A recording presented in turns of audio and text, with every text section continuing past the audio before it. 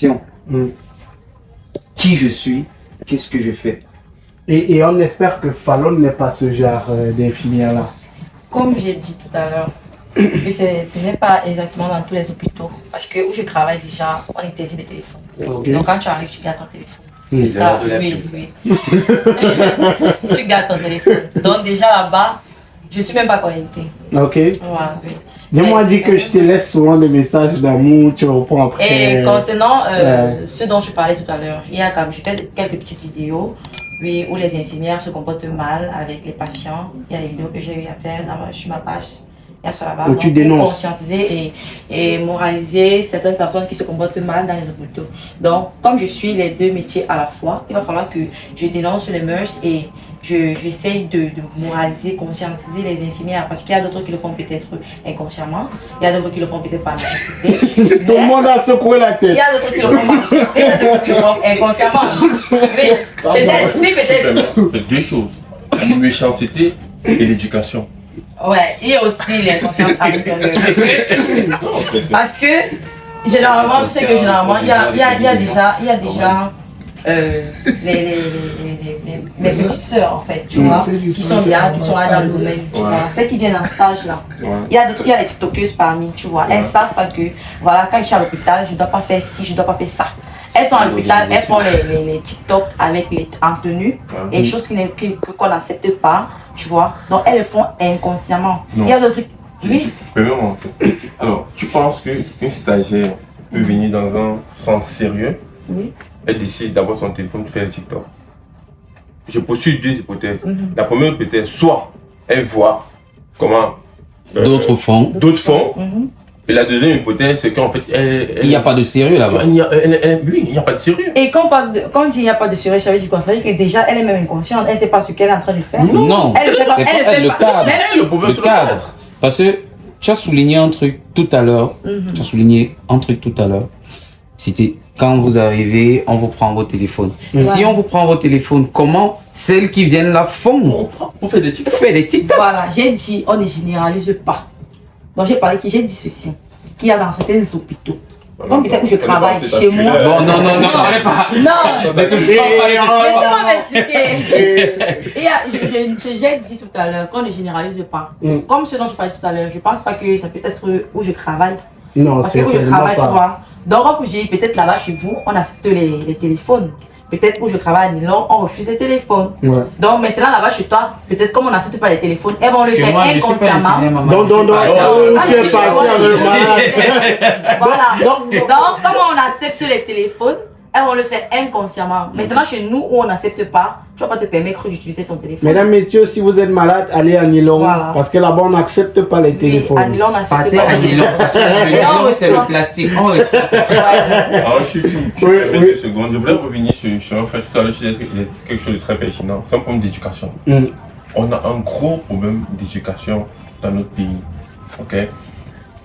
Moi, j'ai perdu mon frère aîné il y a une semaine aujourd'hui. Marlène? Oui. Oh. Ça dépend. Alors, j'arrive aux urgences. Mon frère aîné décède, on fait tout ce qu'il faut, je ferme les yeux, tout. Tu sais, la police qui arrive, tu sais la première question qu'il demande à ma mère, les clés de la voiture qui a percuté mon frère. Ça veut dire que quand la police arrive, je n'ai pas compris. Elle arrive pour le constat du décès. Oui. La première question qu'il demande, c'est où sont les clés de la voiture? Ça veut dire que la voiture est plus importante que la personne qui est couchée. Attends, la police arrive. Là, le policier qui vient faire le constat. Ah, ok, il demande les clés de la voiture. Il ne se soucie pas du corps qui est là. Je comprends. Ou il ne demande pas une évacuation directe avant de faire toute autre procédure. Dans tous les corps de métier, on a un problème d'éducation. Okay. On ne prend pas l'homme au centre. La valeur humaine. Dans certains pays en Afrique. Tu vois, non, moi je suis dans un contexte camerounais. Et c'est mondial même, c'est pas seulement. C'est que j'ai peur de dire chez nous et après on m'interpelle en bas. Le problème c'est que c'est partout. Parlons dans beaucoup de pays d'Afrique. Non. La réalité c'est que c'est tout à l'heure quand il parlait de l'hôpital général, c'est l'hôpital général du Nigeria. L'homme aujourd'hui est comme ça parce que en fait j'ai un texte que j'ai presque fini dessus que j'ai publié dernièrement sur les réseaux. Sur la valeur humaine qui se perd, tu vois, parce qu'aujourd'hui on est dans une société capitaliste qui donne plus de sens ou bien plus d'importance à la valeur monétaire qu'à la valeur humaine qui se perd. Tu vois ce que je veux dire? Exemple tout à l'heure en bas. Ouais. Tu comprends un peu? Donc, et ça c'est chaque jour. Si vous parlez de tout à l'heure en bas, vous n'allez pas sortir. Là c'est chaque jour. Ouais. Tu vois, c'est chaque jour que tu arrives quelque part, quelqu'un pour ses intérêts est capable de te piétiner.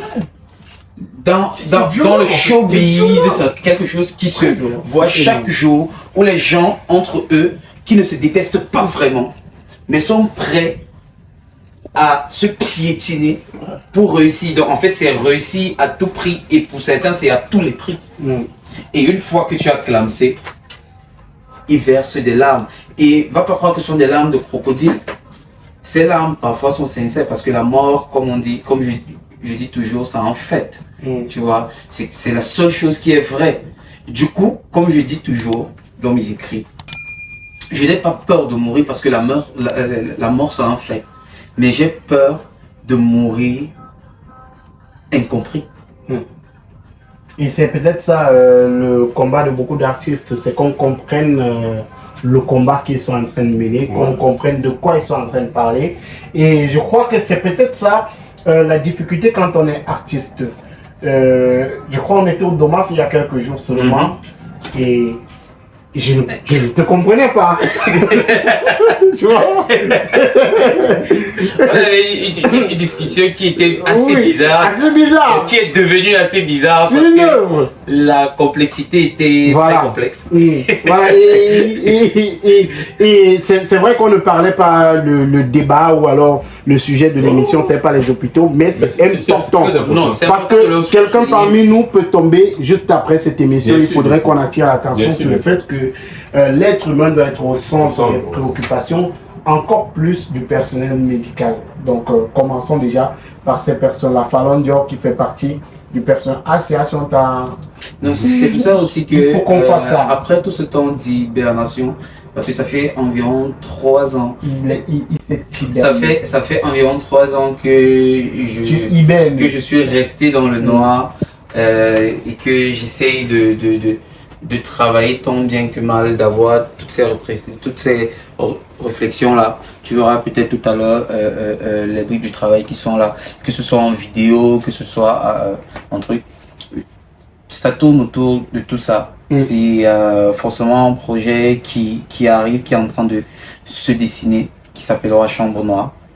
Voilà. Donc tu peux avoir quelques bribes là, avec le petit texte qui est pas encore totalement fini, mais qui est déjà là pour essayer de parler.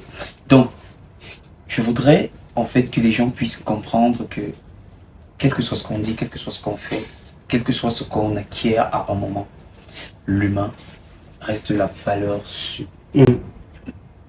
Quel que soit ce qu'il est, je pense qu'en discutant, en se regardant, si on se comprend mieux, on comprendra les autres. On a souvent quelquefois des problèmes parce qu'on ne se comprend pas soi-même.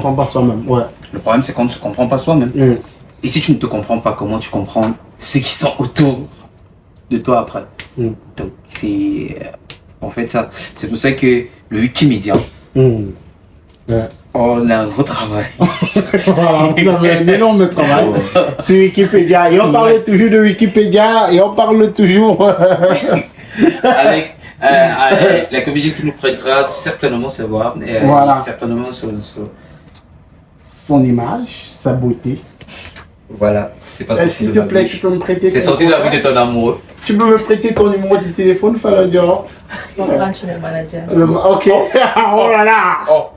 Oh là là, mon manager va prendre ça chez ton manager. Alors.